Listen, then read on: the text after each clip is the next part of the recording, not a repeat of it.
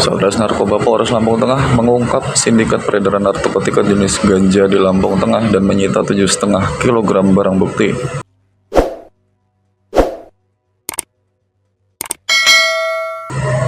Terungkapnya kasus tersebut bermula dari upaya penggerebekan yang dilakukan Satgas Narkoba Polres Lampung Tengah terhadap target operasi berinisial AY di Mandala, Kampung Jati Dadar, Kecamatan Bandar Mataram, Kabupaten Lampung Tengah pada Sabtu 31 Mei 2025. Kasat Reserse Narkoba Polres Lampung Tengah AKP Eko Heri Susanto mengatakan, dari penggerebekan AY, pihaknya menyita barang bukti berupa 2 paket ganja kemasan kotak dengan berat 1 kg lonjong dan lonjong kemasan 80,4 gram di rumahnya.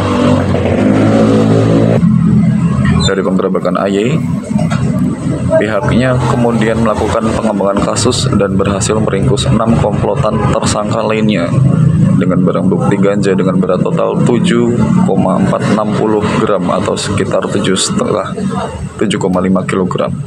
Dengan pengungkapan ganja yang ada di Mandala, Kampung Jati Dadar, Kecamatan Bandar Mataram, Kabupaten Lampung Tengah.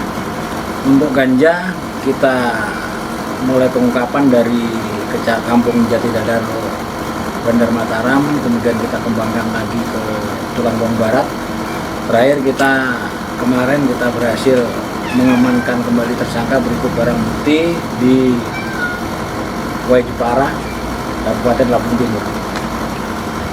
Rincian status tersangka yang kita amankan untuk bandar 2 tersangka, kurir 13 dan pengguna 1 tersangka.